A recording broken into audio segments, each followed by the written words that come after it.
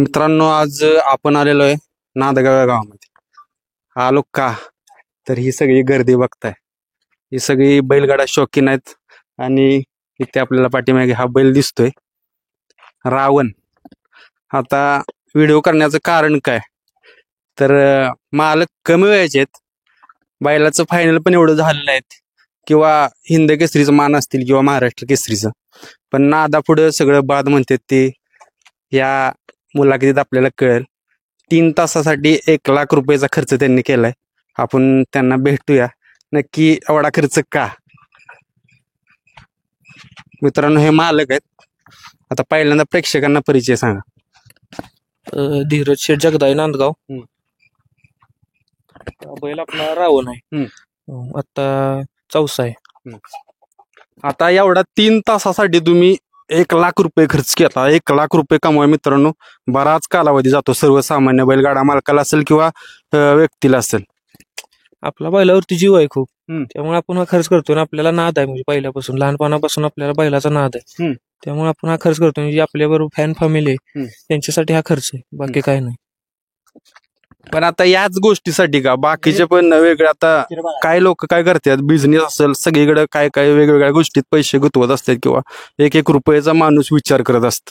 नाही, आपण शेतकरी आहे, त्यामुळे शेतकऱ्याचा हा नाद आहे ना, तो छंद आहे, तो शेतकऱ्याने जोपासला पाहिजे ना. यामध्ये बिझनेसमॅन नाही ना झोपू शकत. शेतकऱ्याचा छंद आहे, तो शेतकरी झोपू शकतो.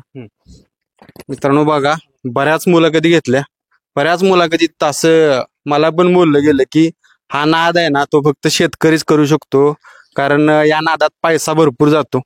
आता किती दिवस झाला हा नाद, किती दिवस आपण लागला? नाद म्हणजे आपण आता नवीनच आहे नादात, गेले 2-3 वर्षापासून आपण नादात आहे. गेल्या 2-3 वर्षात काय काय जाणवल्या गोष्टी, कारण नवीन नादात याला भरपूर कष्ट घ्यावं लागतं. म्हणजे हा नाद करायचं म्हणजे कोणाचं पण काम नाही, यामागं लय मोठं कष्ट आहे. आज सकाळपासून काय काय कष्ट, काय काय केलं आणि कोण कोण सहकारी होते? सहकारी सगळेच असतात आपल्याबरोबर, सगळी पोरं असतात, आपले नियोजन करतात. सोन्याभाऊ गायकवाड हे आपले, ह्यांचं मोठं सहकार्य आपल्याला. आपल्या गावातील सगळे मंडळ आहे त्यांचे पण आपल्याला मोठं सहकार्य आहे यामध्ये.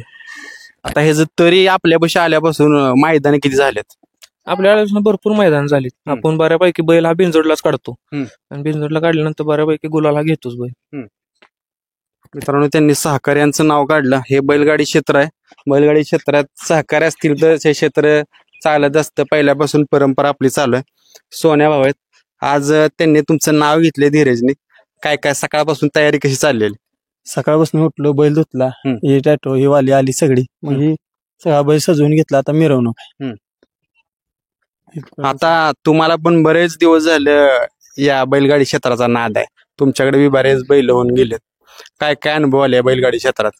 बैल भरपूर येऊन गेलीत, पण हे बैल आम्हाला भरपूर जण म्हणले विका विका, पण भाऊ म्हणलं द्याचा नाही. त्याने किती पण मार खाऊन दे, काय पण होऊन दे, नाही बैल दिला. आज आम्ही त्याच्यासाठी 1,00,000 रुपये खर्च केलाय. कोणच करू शकत नाही, ज्यांचा पळतो ते देखील करू शकत नाही. ते आमचा बैल काय नाही करून आम्ही इकत करतोय. तो नुसता आम्हाला दिसला तरी बाद झाला, बाकीचं आम्हाला काय नको. मित्रांनो, जसं मी सुरुवातीला तुम्हाला बोललेलो की बैल पळत असतो त्यावेळेस सगळे बैलगाडा मालक खर्च करत असतात, त्याच्यावरती वेगवेगळे कष्ट घेत असतात. आज बैल पळत नाही, त्यांनी सांगितलं नावात नाही तरी देखील एवढा खर्च का करावा? आम्हाला हौस आहे, बैलाला आवडते. माणसं म्हणतात बैल विका, पण आम्हाला माणसांनी दाखवून द्यायचे. आम्ही अजून बैल ठेवलाय म्हणून आज 1,00,000 रुपये खर्च केलाय. कुणाचं पण काम नाही. बैल हिंद केसरी झालेला बैल माणूस 20,000 रुपयाची सिस्टीम आहे, मागं पुढे करतो. मागं पुढे नाही 1,00,000 रुपये घालावले, आणि अजून किती जाते ही माहित पण नाही. पण आपला आमचा शेवटचा अंक 1,00,000 रुपये, अजून लय खर्च आहे. म्हणजे ह्यालाच बैलगाडीचा नाद म्हणायला लागेल? अहो, नाद नाही, हे नाद लय वाईट आहे, पण आम्ही करणारच. जवळ पुरा होत नाही तोवर थांबत नाही. किती लाख नव 15 लाख 10 लाख जाऊन द्या, पण नाद होत नाही तोवर बैल ठेवणारच. आणि बैल हो कायम राहणार आपल्याकडे. तुम्ही अजून 5 वर्षांनी जरी आला तर हे राहून तुम्हाला इथं दिसणारच नाही. आता बऱ्याच बैलगाडी मालकांशी आम्ही भेटत असतो मैदानात, तुम्ही पण असता. बैल पळाला नाही की विकत्याच? नाही, विकायचाच नाही आपला असा नुसता उभा राहिला का नाही तरी बाद झालं. त्यानं काय पळू न पळू काय आपल्याला काय त्याचं घेणं देणं नाही. आपल्याला त्याच्यापासून इन्कम काय नको आहे. नुसता उभा राहिला, नुसता दिसला तरी त्याचं सगळं बास, बाकी आपल्याला काहीच नको आहे. त्याच्या हौसेसाठी सगळं करायचं आहे आज. मित्रांनो, मालक आहेत, मालकांच्याकडे येतो. आता आज हा जी बेंद्रानिमित्त तुम्ही जल्लोष सगळा करणार आहात, मुलं कसा असणार आहे? जल्लोष हा आपले फॅन फॅमिली आहे त्यासाठी हा सगळा खर्च जल्लोष वगैरे आहे. म्हणजे आपल्या मागे जी कायम असतात ना कंटिन्यू त्यांच्यासाठी आहे फक्त, बाकी काय नाही.